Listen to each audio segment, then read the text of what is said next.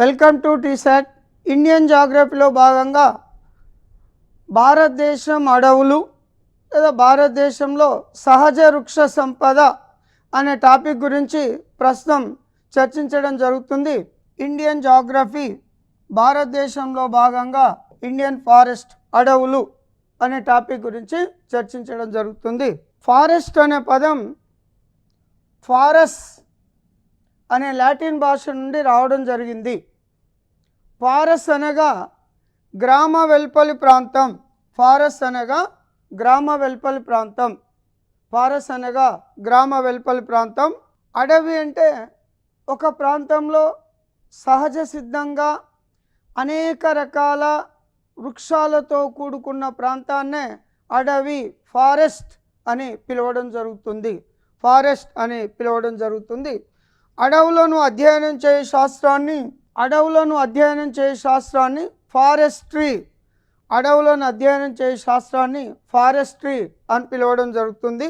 ప్రపంచ అటవీ దినోత్సవం మార్చి 21 ప్రపంచవ్యాప్తంగా యుఎన్ఓ ఆధ్వర్యంలో అటవీ దినోత్సవాన్ని జరిపి ప్రజలకు అడవుల సంరక్షణ పైన, అడవుల పెంపకం పైన, అవి పర్యావరణానికి ఎంత మేలు చేస్తున్నవి అనే దానిపైన అవగాహన కల్పించడం జరుగుతుంది. అది ఫారెస్ట్ దినోత్సవం యొక్క ప్రధాన ఉద్దేశం. ప్రపంచ పర్యావరణ దినోత్సవం జూన్ 5. పర్యావరణం అనేది మానవ జీవన విధానానికి, మానవ మనుగడకు పర్యావరణం ఎంతో ప్రాధాన్యత కలిగి ఉంది. భూమి పైన అడవులు, పర్యావరణం బాగున్నప్పుడే జీవకోటి అనేది మనుగడ సాధించడం జరుగుతూ ఉంటుంది. పర్యావరణం యొక్క ప్రాముఖ్యత ప్రపంచవ్యాప్తంగా తెలియజేయడానికి జూన్ 5న ప్రపంచవ్యాప్తంగా పర్యావరణ దినోత్సవం పైన అవగాహన కల్పించడం జరుగుతుంది. పర్యావరణ పరిరక్షణ పైన కూడా అవగాహన కల్పించడం జరుగుతుంది. మన దేశంలో అడవులకు సంబంధించిన ముఖ్యమైన అటవీ సంస్థలు, మన దేశంలో అడవులకు సంబంధించిన ముఖ్యమైన అటవీ సంస్థలు తీసుకుంటే భారతీయ అటవీ పరిశోధనా సంస్థ డెహ్రాడూన్ ఉత్తరాఖండ్లో కలదు. భారత అటవీ పరిశోధన సంస్థ డెహ్రాడూన్ ఉత్తరాఖండ్లో కలదు. ఫారెస్ట్ మేనేజ్మెంట్ ఇన్స్టిట్యూట్ భోపాల్ మధ్యప్రదేశ్లో కలదు. ఫారెస్ట్ మేనేజ్మెంట్ ఇన్స్టిట్యూట్ భోపాల్ మధ్యప్రదేశ్లో కలదు. శుష్క అటవీ పరిశోధనా సంస్థ జోధ్పూర్ రాజస్థాన్లో కలదు. శుష్క అటవీ పరిశోధన సంస్థ జోధ్పూర్ రాజస్థాన్లో కలదు. అంటే వర్షపాతం తక్కువ ఉన్న ప్రాంతంలో అడవుల పెంపకానికి సంబంధించి, చెట్ల సంరక్షణకు సంబంధించి ఏ రకమైన వృక్షాలు పెరుగుతున్నాయి అనే దానిపైన ఈ జోధ్పూర్లో అనేక పరిశోధనలు నిర్వహించడం జరుగుతుంది. ఇక తేమ ఆకురాల్చు అడవుల పరిశోధనా సంస్థ, తేమ ఆకురాల్చు అడవుల పరిశోధనా సంస్థ జోరాహట్ అస్సాంలో కలదు. ఒక రకంగా చెప్పాలంటే సతతారిత అరణ్యాల పరిశోధనా సంస్థ జోరాహట్ అస్సాంలో కలదు. ఉష్ణమండల అడవుల పరిశోధనా సంస్థ జబల్పూర్ మధ్యప్రదేశ్, ఉష్ణమండల అడవుల పరిశోధనా సంస్థ జబల్పూర్ మధ్యప్రదేశ్లో కలదు. సమశీతల అడవుల పరిశోధనా సంస్థ సిమ్లా హిమాచల్ ప్రదేశ్లో కలదు. నెక్స్ట్ సామాజిక అడవుల పరిశోధనా సంస్థ అలహాబాద్ ఉత్తరప్రదేశ్లో కలదు. సామాజిక అడవుల పరిశోధన సంస్థ అలహాబాద్ ఉత్తరప్రదేశ్లో కలదు. Would science and technology Bengaluru కర్ణాటకలో ఏర్పాటు చేయడం జరిగింది. Next Indira Gandhi forest academy Dehradun ఉత్తరాఖండ్లో కలదు. ఇక్కడ ఇండియన్ ఫారెస్ట్ సర్వీస్కి సంబంధించిన ఇండియన్ ఫారెస్ట్ IFS ఇండియన్ ఫారెస్ట్కి సంబంధించిన ఆఫీసర్లకు ఇక్కడ ట్రైనింగ్ లేదా శిక్షణ కార్యక్రమము ఇవ్వడం జరుగుతుంది. Indira Gandhi forest academy డెహ్రాడూన్లో, Indira Gandhi forest academy డెహ్రాడూన్లో. ఈ అడవుల పరిశోధనా కేంద్రాలకు సంబంధించి సాధారణంగా గత ఎగ్జామ్లో ఇండియన్ ఫారెస్ట్ అకాడమీ ఎక్కడ కలదు అనే క్వశ్చన్ అడగడం జరుగుతుంది. ఈ మధ్య పోటీ పెరిగినందున క్వశ్చన్స్ అడిగే విధానం చేంజ్ అవుతూ ఉంటుంది కాబట్టి అడవుల పరిశోధనా కేంద్రాలు ప్రధాన కార్యాలయాలు ఇచ్చి జతపరచండి అని అడిగే అవకాశం ఉంటుంది. లేదా 3 పరిశోధనా కేంద్రాలు ఇచ్చి కింద పైవన్నీ తప్పే లేదా పైవన్నీ కరెక్టే అనే విధంగా కూడా క్వశ్చన్ అడిగే అవకాశం ఉంటుంది. లేదా ఒక పరిశోధనా కేంద్రం పేరిచ్చి ఈ క్రింది ఏ నగరంలో కలదు, ఈ క్రింది ఏ నగరంలో కలదు అని అడిగే అవకాశం కూడా ఉండడం జరుగుతుంది. దాన్ని దృష్టిలో పెట్టుకొని అనేక పరిశోధన కేంద్రాల గురించి ఇక్కడ చర్చించడం జరిగింది. ఇక భారతదేశాన్ని కొన్ని వందల సంవత్సరాలు విదేశీయులు పరిపాలించడం జరిగింది. విదేశీయుల పరిపాలన వాళ్ళ ప్రధాన ఉద్దేశం భారతదేశంలో రెవెన్యూను పెంచుకోవడానికి అడవులను పూర్తి స్థాయిలో నరికేసి వ్యవసాయ భూములుగా మార్చడం అనేది జరగడం జరిగింది. ఈ విధంగా చేసినట్లయితే ఒక జర్మనీ దేశ శాస్త్రజ్ఞుని సూచన ప్రకారం భారతదేశం ఎడారిగా మారిపోయే అవకాశం ఉందనే ఒక సూచన చేయడంతో British government of India 1894 October 19న మొదటి అటవీ విధానాన్ని రూపొందించడం జరిగింది. British government of India 1894 October 19న మొదటి అటవీ విధానాన్ని, మొదటి ఫారెస్ట్ పాలసీని రూపొందించడం జరిగింది. మొదటి ఫారెస్ట్ పాలసీని రూపొందించడం జరిగింది. 1927లో బ్రిటిష్ గవర్నమెంట్ ఆఫ్ ఇండియా మొదటి అటవీ చట్టాన్ని చేయడం జరిగింది. 1927లో బ్రిటిష్ గవర్నమెంట్ ఆఫ్ ఇండియా మొదటి అటవీ చట్టాన్ని చేయడం జరిగింది. ఆఫ్టర్ ఇండిపెండెన్స్ తర్వాత 1952లో భారత ప్రభుత్వం మొదటి అటవీ విధానాన్ని రూపొందించడం జరిగింది. దీని ప్రకారం దేశ భౌగోళిక విస్తీర్ణంలో 33% అడవులు ఉండాలి. 33% అడవులు ఉండాలి. అదేవిధంగా కొండ ప్రాంతాల్లో అయితే 60% అడవులు ఉండాలి. మైదాన ప్రాంతాల్లో అయితే 20% అడవులు ఉండాలి అని ఒక విధానాన్ని రూపొందించడం జరిగింది. 1952 భారత అటవీ విధానం ప్రకారం దేశ భౌగోళిక విస్తీర్ణంలో 33% అడవులు ఉండాలి. కొండ ప్రాంతాలలో అయితే 60% అడవులు ఉండాలి.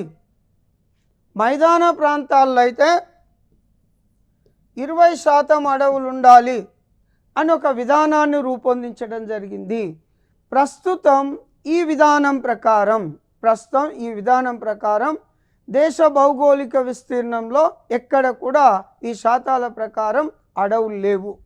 అడవులు లేకపోవడానికి కారణం జనాభా పెరగడం వలన, అనేక అభివృద్ధి కార్యక్రమాలకు భూమి వినియోగం వలన, రైలు మార్గాల కొరకు, రోడ్డు మార్గాల కొరకు విస్తరణ చేపట్టినప్పుడు అడవులను పెద్ద మొత్తంలో నరికివేయడం జరుగుతుంది. 1966లో ఇండియన్ ఫారెస్ట్ సర్వీస్ను ప్రవేశపెట్టడం జరిగింది. 1966 కంటే ముందు భారతదేశంలో ఉన్న ఆల్ ఇండియా సర్వీసులు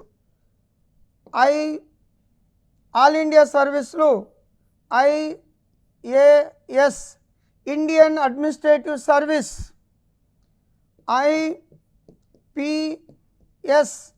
Indian police service, Indian administrative service. 1966లో ఇండియన్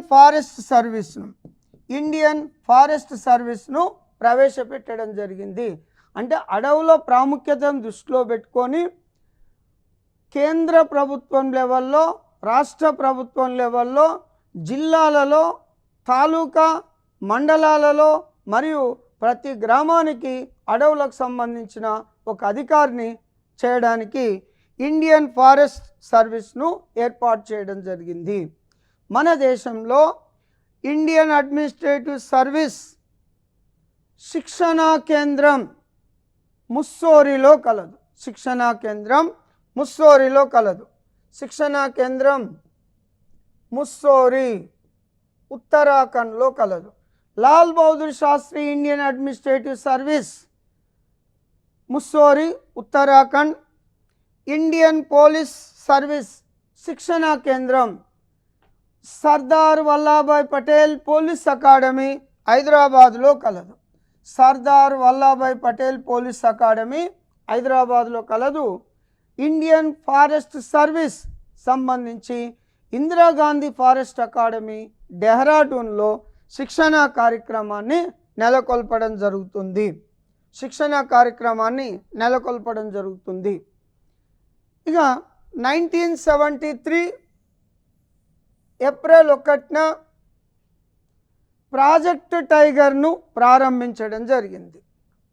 ప్రాజెక్టు టైగర్ను ఉత్తరాఖండ్లోని జిమ్ కార్బెట్ నేషనల్ పార్క్లో ఈ ప్రాజెక్టు టైగర్ పైన ఒక కార్యక్రమాన్ని ఏర్పాటు చేసి ప్రాజెక్టు టైగర్ను అనౌన్స్మెంట్ చేయడం జరిగింది.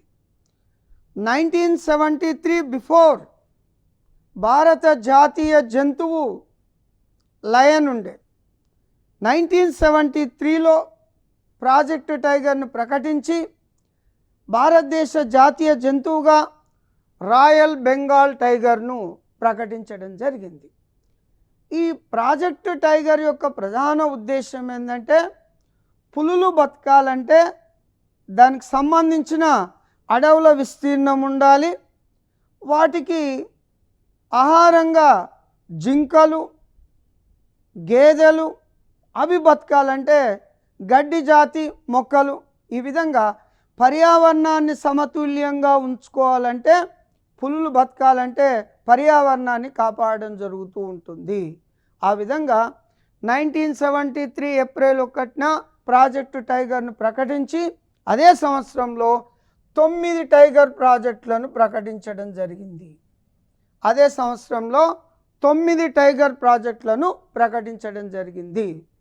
ప్రస్తుతానికి మన దేశంలో టైగర్ ప్రాజెక్టుల సంఖ్య 55.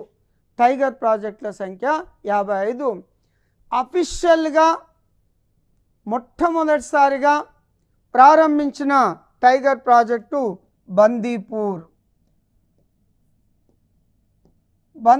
Tiger project. ఇది కర్ణాటకలో కలదు. అఫీషియల్గా ప్రకటించిన టైగర్ ప్రాజెక్ట్. మన దేశంలో విస్తీర్ణంలో పెద్ద tiger project Amrabad tiger project Mahabubnagar, Nalgonda జిల్లాల్లో విస్తరించి ఉంటుంది. Amrabad tiger project Nalgonda, Mahabubnagar జిల్లాల్లో విస్తరించి ఉండడం జరిగింది. విస్తీర్ణంలో పెద్ద tiger project Amrabad tiger project Nalgonda, Mahabubnagar జిల్లాలో విస్తరించింది. పులుల సాంద్రత ఎక్కువ గల పార్కు కజీరంగా నేషనల్ పార్క్ అస్సాంలో కలదు. ఇక టైగర్ ప్రాజెక్టులు ఎక్కువ గల రాష్ట్రం మధ్యప్రదేశ్లో 6 టైగర్ ప్రాజెక్టులు కలవు. అందుకని మధ్యప్రదేశ్ను tiger state of India tiger state of India అనే పేరుతో పిలుస్తాం. కర్ణాటకలో 6 టైగర్ ప్రాజెక్టులు కలవు. కర్ణాటకలో కూడా 6 టైగర్ ప్రాజెక్టులు కలవు. భారతదేశంలో పులుల లెక్కలను ప్రతి 4 సంవత్సరంలోకి ఒకసారి సేకరించడం జరుగుతుంది. ప్రతి 4 సంవత్సరంలోకి ఒకసారి సేకరించడం జరుగుతుంది. ప్రస్తుతం 2022 ఇవి 5వ సెన్సస్, 5వ పులుల లెక్కలు. దీని ప్రకారం భారతదేశంలో పులుల సంఖ్య 3167. ప్రపంచవ్యాప్తంగా ఉన్న పులుల్లో 70% పులులు భారతదేశంలోనే కలవు. 70% పులులు భారతదేశంలోనే కలవు. 5వ సెన్సస్ ప్రకారం మన దేశంలో 3167 పులులు కలవు. 5వ సెన్సస్ ప్రకారం పులులు ఎక్కువ గల రాష్ట్రాలు భారతదేశంలో మధ్యప్రదేశ్లో 785, కర్ణాటకలో 563, ఉత్తరాఖండ్లో 560, మహారాష్ట్రలో 444, తమిళనాడులో 306, కేరళ రాష్ట్రంలో 213, అస్సాంలో 190, రాజస్థాన్లో 88. ఈ 5వ సెన్సస్ ప్రకారం పులులు ఎక్కువ గల రాష్ట్రం Madhya Pradesh. మధ్యప్రదేశ్ను tiger state of India అనే పేరుతో పిలుస్తాం. టైగర్ స్టేట్ ఆఫ్ ఇండియా అనే పేరుతో పిలవడం జరుగుతుంది. ఇక important tiger reserves in India. భారతదేశంలో ముఖ్యమైన టైగర్ ప్రాజెక్టులు బందీపూర్ టైగర్ ప్రాజెక్ట్ కర్ణాటక. దేశంలో మొట్టమొదటిసారిగా ఏర్పాటు చేసిన tiger project Bandipur Karnataka. Next Periyar tiger project Kerala. Periyar tiger project Kerala రాష్ట్రం. నాగార్జున సాగర్ టైగర్ ప్రాజెక్ట్ ఆంధ్రప్రదేశ్లో శ్రీశైలం నాగార్జున సాగర్ల మధ్య కలదు. ఈ టైగర్ ప్రాజెక్ట్ మరొక పేరు Rajiv Gandhi tiger project. Rajiv Gandhi tiger project. Next Tadoba tiger project, ఇది మహారాష్ట్రలో ఉంటుంది. తడోబా టైగర్ ప్రాజెక్ట్ మహారాష్ట్రలో ఉంటుంది. మేల్ఘాట్ టైగర్ ప్రాజెక్ట్ మహారాష్ట్రలో ఉంటుంది. పెంచ్ టైగర్ ప్రాజెక్ట్ మహారాష్ట్ర ఛత్తీస్గఢ్ సరిహద్దుల్లో కలదు. సుందర్బాన్స్ టైగర్ ప్రాజెక్ట్ పశ్చిమ Bengal. Ranthambore tiger project Rajasthan. Sariska tiger project Rajasthan. Rajaji tiger project Uttarakhand. Jim Corbett tiger project Uttarakhand. Valmiki tiger project Bihar. Manas tiger project Assam. ఆంధ్రప్రదేశ్లో రాజీవ్ గాంధీ టైగర్ ప్రాజెక్ట్. తెలంగాణలో తీసుకుంటే అమ్రాబాద్ టైగర్ ప్రాజెక్ట్. దేశంలో ఉన్న 55 టైగర్ ప్రాజెక్టులలో పెద్దది. దేశంలో ఉన్న 55 టైగర్ ప్రాజెక్టులలో పెద్దది Amrabad tiger project. Amrabad tiger project ఇది మహబూబ్ నగర్, నల్గొండ జిల్లాల్లో మధ్య విస్తరించి ఉండడం జరిగింది. మధ్య విస్తరించి ఉండడం జరిగింది. 1975లో సముద్ర తాబేళ్ల ప్రాజెక్టును ఒరిస్సాలోని గైర్ మాతా బీచ్ వద్ద ప్రారంభించడం జరిగింది. ఇక్కడ రిడ్లే తాబేళ్లను సంరక్షిస్తున్నారు. రిడ్లే తాబేళ్లను తమిళనాడులోని ట్యూటికోరన్ సమీపంలో అక్స్బిల్ తాబేళ్లను సంరక్షిస్తున్నారు. ఓసారి ఎగ్జామ్లో అడిగిన క్వశ్చన్, రిడ్లే తాబేళ్లు కనబడని ప్రాంతాన్ని గుర్తించుము. ఒకటి కనబడే ప్రాంతం గైర్ మాతా బీచ్, ఒడిస్సా, చిలుకా సరస్సు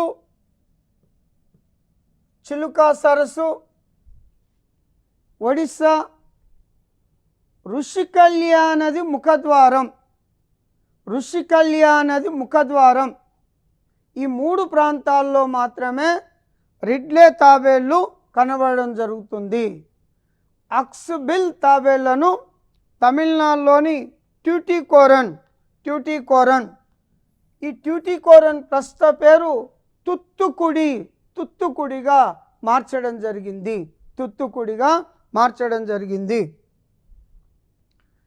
1986లో మొట్టమొదటి బయోస్పియర్ రిజర్వ్ను నీలగిరి వద్ద ఏర్పాటు చేయడం జరిగింది. మొట్టమొదటి బయోస్పియర్ రిజర్వ్ను నీలగిరి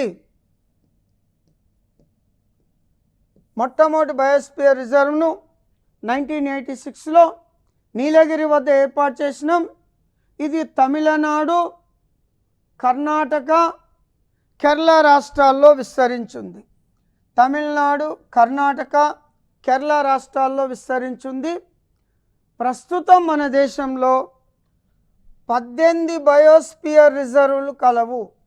18 బయోస్పియర్ రిజర్వులు కలవు. 18వ బయోస్పియర్ రిజర్వ్ పన్నా. 18వ బయోస్పియర్ రిజర్వ్ పన్నా. ఇది మధ్యప్రదేశ్లో కలదు. 1975లో మొసళ్ళ సంరక్షణ అనే పథకాన్ని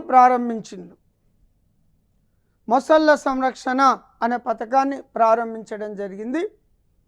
దేశంలో ఉన్న 18 బయోస్పియర్ రిజర్వులలో నీలగిరి 18 బయోస్పియర్ రిజర్వులలో మొదట ఏర్పాటు చేసింది Nilgiri project, Nilgiri biosphere reserve.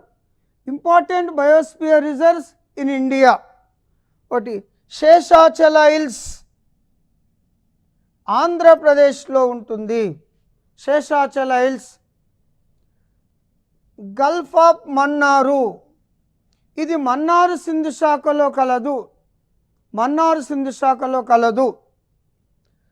Agasthyamalai biosphere reserve Kerala రాష్ట్రంలో పశ్చిమ కన్మల్లో అగస్తమలై కొండల్లో కలదు. ఇక్కడనే సైలెంట్ వ్యాలీ, నిశ్శబ్దలోయ, అత్యంత జీవ వైవిధ్యం గల ప్రాంతం సైలెంట్ వ్యాలీ కేరళ రాష్ట్రంలో కలదు. చాలాసార్లు వివిధ రకాల పోటీ పరీక్షల్లో ఈ క్వశ్చన్ అడగడం జరిగింది. గ్రేట్ రాన్ కచ్, ఈ బయోస్పియర్ రిజర్వ్ గుజరాత్లో ఉంది. పంచమర్రి biosphere reserve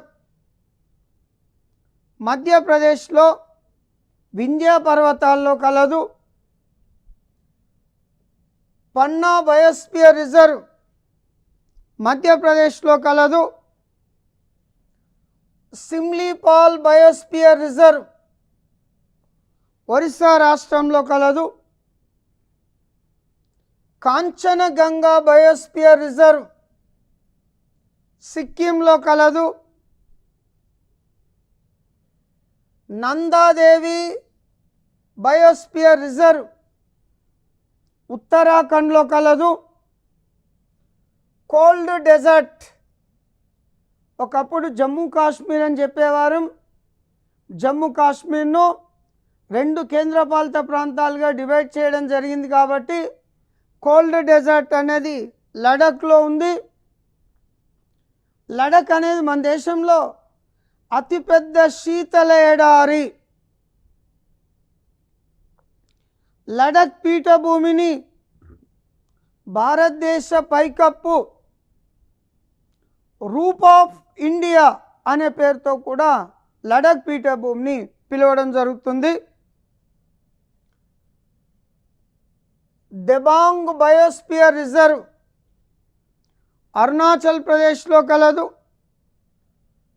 Dibru Saikhowa Debang biosphere reserve Arunachal Pradesh. Dibru Saikhowa Arunachal Pradesh. Manas biosphere reserve Assam. ఇవి మన దేశంలో ఉన్న ముఖ్యమైన బయోస్పియర్ రిజర్వ్స్.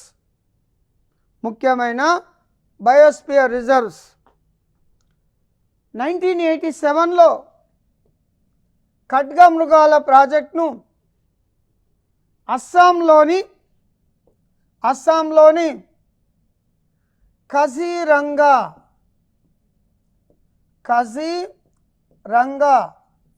అనే జాతీయ పార్కులో ప్రారంభించడం జరిగింది. భారతదేశంలో ఒంటి కొమ్ము ఖడ్గమృగాలకు ప్రసిద్ధిగాంచిన పార్కు కజీరంగా నేషనల్ పార్క్. ఇది అస్సాంలోని జోరాహట్ జిల్లాలో కలదు. అస్సాంలోని జోరాహట్ జిల్లాలో కలదు. ప్రపంచవ్యాప్తంగా ఒంటి కొమ్ము ఖడ్గమృగాలకు సంబంధించిన అనేక రకాల అవయవాలకు, కొమ్ములకు డిమాండ్ ఉన్న కారణంగా వేటగాళ్ళ బారి నుండి రక్షించడానికి భారత ప్రభుత్వం 1987లో ఖడ్గమృగాల ప్రాజెక్టును ప్రారంభించడం జరిగింది. ఈ టాపిక్ సంబంధించి నెక్స్ట్ క్లాస్లో డిస్కషన్ చేయడం జరుగుతుంది. Thank you.